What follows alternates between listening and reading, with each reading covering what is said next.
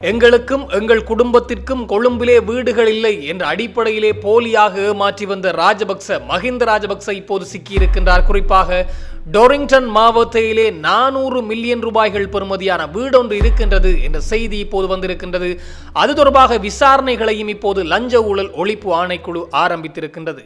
மேலும் மஹிந்த ராஜபக்ச இந்த Sri Lankan airlines நிறுவனத்தினூடாக Airbus நிறுவனத்திடமிருந்து 10 விமான கொள்முதல் சார்ந்து வாங்கிய லஞ்சம் தொடர்பாகவும் அந்த லஞ்சத்தை 2015 தேர்தலிலே அவர் பயன்படுத்திய ஆதாரங்களும் கிடைத்திருப்பதாக இப்போது மஹிந்தவுக்கு எதிர்வருகின்ற 12ஆம் திகதி அழைப்பாணை அனுப்பப்பட்டிருக்கின்றது லஞ்ச ஊழல் ஆணைக்குழுவினரால். இந்த விடயங்கள் பற்றித்தான் இந்த தொகுப்பினூடாக முழுமையாக பேசப் போகின்றோம். அன்புறவுகளில் எல்லோருக்குமே வணக்கம். இன்று மிக முக்கியமான செய்தி என்றால் ராஜபக்சக்கள், அதுக்கு மஹிந்த ராஜபக்ச தொடர்பாக ஒரு மிக முக்கியமான செய்தி ஒன்று வந்திருக்கின்றது. குறிப்பாக இந்த மஹிந்த ராஜபக்ச இந்த அரசாங்கத்தினால் அவர்களுடைய வீடுகள் பறிமுதல் செய்யப்பட்டிருந்தது. ராஜபக்ச தரப்பினுடைய வீடுகள் பறிமுதல் செய்யப்பட்டிருந்தது, முன்னாள் ஜனாதிபதிகளுடைய வீடுகள் பறிமுதல் செய்யப்பட்டிருந்தது, முன்னாள் அமைச்சர்களுடைய வீடுகள் பறிமுதல் செய்யப்பட்டிருந்தது. இப்படி வீடுகள் பறிமுதல் செய்யப்படுகின்ற போது அவர்கள் சொல்லியிருந்த விடயம், எங்களுக்கு கொழும்பிலே வீடுகள் இல்லை, எங்களால் கொழும்பிலே இருக்க முடியாது, காரணம் எங்களுக்கு சொந்தமாக கொழும்பிலே வீடு இல்லை, இதனால் தான் இந்த விஜயராம மாவட்டத்திலே இருந்த உத்தியோகபூர்வ இல்லத்திலே நாங்கள் வாழ்ந்து வந்தோம், அதிலிருந்து எங்களை எழுப்பினால் நாங்கள் எங்கே போவது என்ற அடிப்படையிலே போலியாக ஏமாற்றிக் கொண்டு அவர்கள் இந்த ஹால்டன் இல்லத்திற்கு, தங்காலையிலே உள்ள ஹால்டன் இல்லத்திற்கு சென்று விட்டார்கள். இதனால் பெரும் அமளி துமளி ஏற்பட்டிருந்தது. மஹிந்தவையே வீட்டிலிருந்து அடித்து திரட்டி விட்டார்கள் என்ற அடிப்படையிலே இப்போது ஒரு உண்மை வெளிவர ஆரம்பித்திருக்கின்றது. இந்த மஹிந்த ராஜபக்சவுக்கு சொந்தமான, அதுக்கு மஹிந்தவுடைய மனைவியினுடைய பெயரிலே இருக்கின்ற, மஹிந்தவுடைய மனைவியின் பெயர் லூட்ஸ் விக்ரமசிங்கே தான். மஹிந்தவனுடைய மனைவி பெயர் மேரி லூட்ஸ் விக்ரமசிங்கே, ஆனால் சிரந்தி ராஜபக்ச என்று அழைக்கப்படுகின்றார். அவருடைய உண்மையான இயற்பெயர் மேரி லூட்ஸ் விக்ரமசிங்கே. இந்த பெயரிலே டொரிங்டன் மாவட்டத்திலே ஒரு வீடு இருக்கின்றது இப்போது கண்டுபிடிக்கப்பட்டிருக்கின்றது. ஏற்கனவே அது கண்டுபிடிக்கப்பட்டு விட்டது. ஆனால் நாங்கள் விசாரணைகளை தொடங்கி இருக்கின்றோம் என்ற அடிப்படையில் லஞ்ச ஊழல் ஆணைக்குழுவானது நீதிமன்றத்திற்கு சொல்லியிருக்கின்றார்கள், அறிக்கை சமர்ப்பித்திருக்கின்றார்களாம். குறிப்பாக இந்த வீடு தொடர்பான ஆதாரங்கள், ஆவணங்களை சமர்ப்பிக்க வேண்டும் என்ற உத்தரவுகளும் பிறப்பிக்கப்பட்டிருக்கின்றன.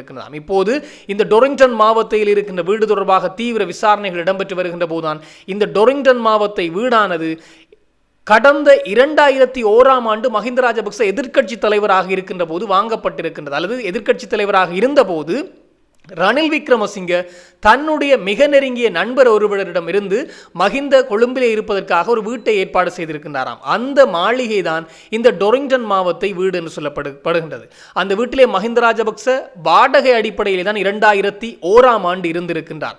ஆனால் பிற்பட்ட காலங்களில் அவருடைய வளர்ச்சி அந்த வீட்டிற்கு வந்த பின்னர் ஏறுமுகமாக சென்று கொண்டிருந்தே சொல்லலாம். 2004 அவர் பிரதமராக வருகின்றார், சந்திரிகா கொண்டு வருகின்றார். 2005, 2006களிலே அவர் ஜனாதிபதியாக வருகின்றார். அதன் பின்னர் 2 முறைகள் ஜனாதிபதி என்று அந்த டொரிங்டன் மாவட்ட வீட்டிற்கு சென்ற பின்னர் ஏறுமுகம் என்றுதான் சொல்ல வேண்டும் மஹிந்த ராஜபக்சவுக்கு. இதனால் மஹிந்த ராஜபக்ச 2001ஆம் ஆண்டு வாங்கி போட்ட வீட்டை அவர் பிரதமராக வந்து பின்னர் ஜனாதிபதியாக வந்தார் 2006 கால பகுதியிலே.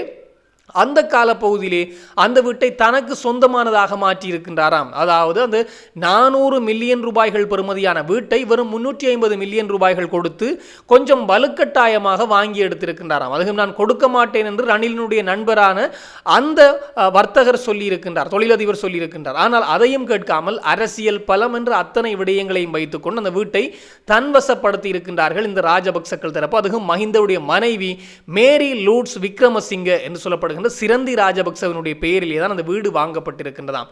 இந்த விடயம் தான் இப்போது தீவிர பேசுபொருளாக மாறியிருக்கிறது. இந்த வீட்டுக்கு பணம் எங்கிருந்து வந்தது என்ற ஒரு கேள்வி எழுப்பப்பட்டிருக்கின்றது லஞ்ச ஊழல் ஒழிப்பு ஆணைக்குழுவினரால். எனவே மிக விரைவிலே இது சார்ந்து முழு அறிக்கைகளும் நீதிமன்றத்திற்கு கொண்டு வரப்படும் என்றும் இப்போது விசாரணைகள் ஆரம்ப கட்டத்தில் இருப்பதாகவும் சொல்லப்பட்டதோடு இந்த வீட்டிற்கு பணம் எப்படி வந்தது, வீடு தொடர்பான ஆதாரங்கள் கொண்டு வரப்பட வேண்டும் என்றும் சொல்லப்பட்டிருக்கின்றது. இன்னும் ஒரு சிக்கல் நிலை ஏற்பட்டிருக்கின்றது ராஜபக்சக்களுக்கு, குறிப்பாக மஹிந்தனுடைய மனைவிக்கு. இந்த வீடு தொடர்பான ஆவணங்களை அவர்கள் சமர்ப்பிக்காவிட்டால், அதாவது இந்த வீடு எங்களுடையதுதான், எப்படி இந்த வீட்டை நாங்கள் கொள்முதல் செய்தோம் என்ற ஆவணங்களை இந்த டொரிங்டன் மாவட்ட வீட்டிற்கு சமர்ப்பிக்காவிட்டால் அந்த வீடு நேரடியாகவே அரசாங்கத்தினால் பறிமுதல் செய்யப்படுமாம். அதாவது அரச சொத்துடைமையாக்கப்படும். அப்படி சொத்துடைமையாக்கப்பட்ட 90 நாட்களிலே அது பொதுமக்கள் பாவனைக்கு விடப்படுமாம். அரசு சொத்துக்கள் பொதுமக்கள் பாவனைக்காக என்ற அடிப்படையில் விடப்படும். இந்த ஹெகேலிய ரம்புக்வெலினுடைய வீட்டிலே நேற்று முன்தினம் இந்த ஊடகவியலாளர் பிரகீத் எக்னலிகோட வழக்கு இடம்பெற்றிருக்கின்றது. இந்த வீடும் அப்படித்தான் பறிக்கப்பட்டு இப்போது நீதிமன்றமாக மாற்றப்பட்டிருக்கின்றது. அதே போன்று ஒரு நீதிமன்றமாகவோ அல்லது அரசு அலுவலகமாகவோ அந்த வீடு மாற்றப்படலாம். மஹிந்தனுடைய டொரிங்டன் மாவட்ட வீடு மாற்றப்படலாம் என்பதுதான் மிக முக்கியமான விடயமாக இருக்கின்ற போது இது சார்ந்துதான் அல்லது இதற்காக ஆவணங்களை திரட்டுவதற்காகத்தான் மஹிந்த ராஜபக்சவை இப்போது நெருக்குவாரப்படுத்துகின்றார்கள். சொத்து விவரங்களை சமர்ப்பிக்கும்படி 2 வார கால அவகாசம் கொடுக்கப்பட்டு 5 நாட்கள் நிறைவடைந்து விட்டது. மஹிந்த சொத்து விவரங்களை முன்னிலைப்படுத்த வேண்டும் என்று, அதிலே இந்த வீடு தொடர்பான ஆவணங்கள் இல்லாவிட்டால் வீட்டை பறிப்பதற்கான வேலைகளை லஞ்ச ஊழல் ஆணைக்குழு செய்வதற்கு அதிகம் வாய்ப்பு இருப்பதாகவும் இப்போது வெளியாகி வருகின்ற செய்திகள் சொல்கின்றது. மேலும் மஹிந்த ராஜபக்சவுக்கு இன்னும் ஒரு சிக்கல் நிலை ஏற்பட்டிருக்கின்றது. குறிப்பாக 2013ஆம் ஆண்டு காலப்பகுதியில் இந்த ஏர்பஸ் நிறுவனம், பிரான்சினுடைய ஏர்பஸ் விமான நிறுவனத்திடமிருந்து இந்த விமானங்கள் 10 விமானங்களை 2 விமானங்களை சொந்தமாகவும் ஏனைய விமானங்களை வாடகை குத்தகை அடிப்படையிலும் பெறுவதற்கான ஒப்பந்தங்கள் பேசப்பட்டிருந்தது. இந்த ஒப்பந்தங்கள்லாம் சமல் ராஜபக்சவுடைய வீட்டிலே சமல் ராஜபக்சவுடைய 2வது மகனுடைய தலையீட்டோடு இடம்பெற்றதாக சொல்லப்படுகின்றது. அதிலே நாமல் மஹிந்தவெல்லாம் இருந்தார்கள் என்றெல்லாம் சொல்லப்பட்டு வருகின்றது. ஆனால் அதனுடைய உண்மைத்தன்மை தெரியவில்லை. மாறாக இது தொடர்பான வழக்குக்கு எதிர்வருகின்ற 12ஆம் திகதி மஹிந்த முன்னிலையாக வேண்டும் என்று உத்தரவு வழங்கப்பட்டிருக்கின்றது. எதிர்வருகின்ற 12ஆம் தேதி லஞ்ச ஊழல் ஒழிப்பு ஆணைக்குழுவிலே மஹிந்த உட்பட 3 அழைப்பாணை விடுக்கப்பட்டிருக்கின்றது. குறிப்பாக முன்னாள் தென்மாகாணத்தினுடைய ஆளுநராக இருந்த வில்லி கமகே மற்றும் பியங்கர ஜெயரத்ன என்று சொல்லப்படுகின்ற மஹிந்தவனுடைய மிக நெருங்கிய நட்பு வட்டாரத்தைச் சேர்ந்தவர்களுக்கு இந்த அழைப்பு விடுக்கப்பட்டிருக்கிறது. காரணம், இந்த ஏர்பஸ் நிறுவனத்திடமிருந்து வாங்கப்பட்ட லஞ்ச பணம் $2 மில்லியன், அதுவும் அமெரிக்க டாலர்கள் தொடர்பாக பல உண்மைகள் வெளிவந்து விட்டது. அதிலே தான் மிக முக்கியமான விடயம், அப்போது இந்த ஸ்ரீலங்கன் ஏர்லைன்ஸ் நிறுவனத்தினுடைய நிறைவேற்று பணிப்பாளராக அல்லது குழு தலைவராக இருந்த கபில சந்திரசேன கைது செய்யப்பட்டு சிறை வைக்கப்பட்டு பல நாட்கள், அவர் மாதக்கணக்கிலே சிறையிலே இருந்து நேற்றைய தினம்தான் அவர் பிணையிலே விடுவிக்கப்பட்டிருந்தார். அந்த நேரத்திலே தான் இந்த வழக்கு விசாரணைக்கு எடுத்துக்கொள்ளப்பட்ட போது இந்த லஞ்ச ஊழல் ஒழிப்பு ஆணைக்குழு நீதிமன்றத்திலே சொல்லியிருக்கின்றார்கள், நாங்கள் மஹிந்தவையும் வில்லி கமகேவையும் பியங்கர ஜெயரத்னவையும் நாங்கள் விசாரணைக்கு எடுக்கின்றோம்.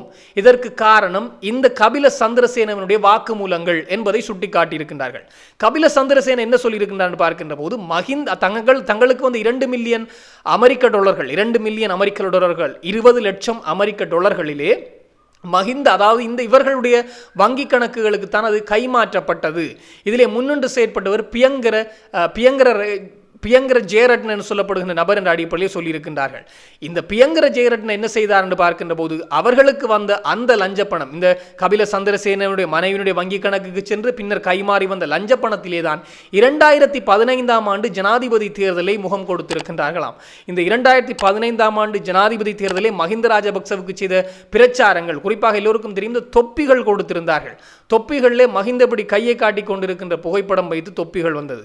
டிஷர்ட்டுகளிலே மஹிந்த ராஜபக்சோடைய புகைப்படங்களோடு டிஷர்ட்டுகள் வந்தது. எல்லாமே மஹிந்த ராஜபக்ச. கொப்பியை பார்த்தால் மஹிந்த, நாமல், பெசில் என்று எல்லோருடைய முகங்களை எல்லாம் பார்க்க கிடைத்தது.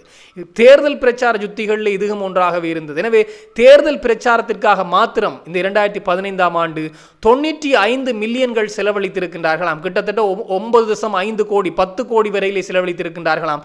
இந்த 10 கோடி பணமும் பியங்கர ஜெயரட்னவினால் தான் செலவழிக்கப்பட்டது, முன்னின்று செயற்பட்டது. அவரும் வில்லி கமகேவும் மஹிந்தவுக்காக செய்திருக்கின்றார்கள் மஹிந்தவோடு சேர்ந்து.